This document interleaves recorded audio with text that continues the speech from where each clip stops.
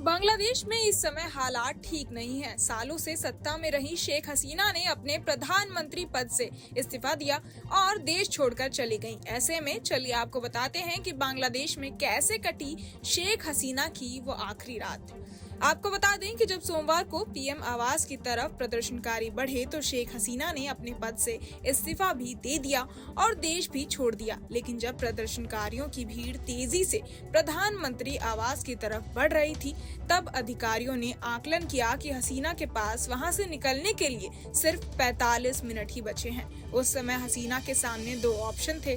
पहला तो ये है कि अपने देश के लोगों के खिलाफ बल प्रयोग का इस्तेमाल रोक देना और दूसरा प्रधानमंत्री आवास छोड़ देना। हसीना ने आखिरकार अपना 15 साल का प्रधानमंत्री कार्यकाल खत्म कर देश छोड़ने का फैसला लिया, लेकिन उससे पहले कई फोन कॉल और बैठकों का भी दौर चला। शेख हसीना बीते 3 हफ्तों से भारी भरकम सशस्त्र बलों और अपनी पार्टी के कार्यकर्ताओं का इस्तेमाल करने के बावजूद छात्रों के नेतृत्व वाले विरोध प्रदर्शनों को दबाने में असमर्थ रही।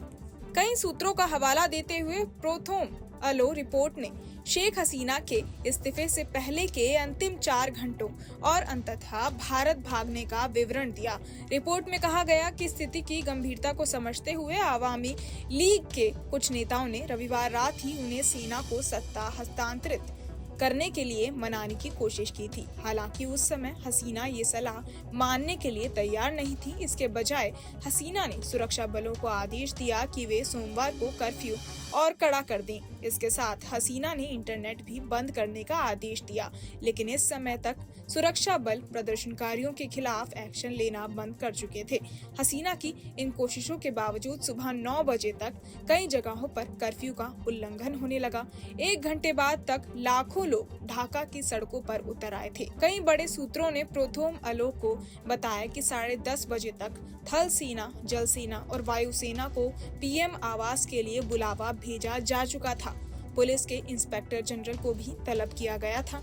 जब शेख हसीना ने हालात को संभालने में सुरक्षा बलों की कमजोरी का जिक्र किया तो आईजीपी ने बताया कि बात अब पुलिस की पहुंच से बाहर निकल चुकी है। बड़े अधिकारियों ने हसीना को समझाना चाहा कि हालात अब सिर्फ सुरक्षा बलों से नहीं संभाले जा सकते, लेकिन उनके लिए ये स्वीकार करना मुश्किल था। जब अधिकारियों ने देखा कि वो हसीना को देश छोड़ने के लिए नहीं मना पा रहे तो उन्होंने प्रधानमंत्री की बहन शेख रेहाना से एक अलग कमरे में मुलाकात की। उन्होंने रेहाना से अनुरोध किया कि वे हसीना को मामले की गंभीरता समझाएं। इसके बाद एक बड़े अधिकारी ने हसीना के बेटे सजीव वाजिद जॉय से संपर्क किया, जो विदेश में रहते हैं। रिपोर्ट के अनुसार बेटे से बात करने के बाद ही हसीना इस्तीफा देने और देश छोड़ने के लिए राजी हुई। बांग्लादेश छोड़ने से पहले हसीना ने राष्ट्र के नाम एक संबोधन करने का फैसला लिया, लेकिन अधिकारियों ने उन्हें देश छोड़ने के लिए सिर्फ 45 मिनट का समय दिया था,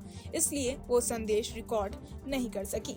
बहरहाल इस पूरी खबर को सुनकर आप क्या कुछ सोचते हैं, हमें कमेंट बॉक्स में जरूर बताएं और बाकी तमाम खबरों के लिए सब्सक्राइब करें न्यूज नेशन। न्यूज नेशन अब व्हाट्सएप पर खबरों के ताजा अपडेट के लिए न्यूज नेशन के इस क्यूआर कोड को स्कैन करें।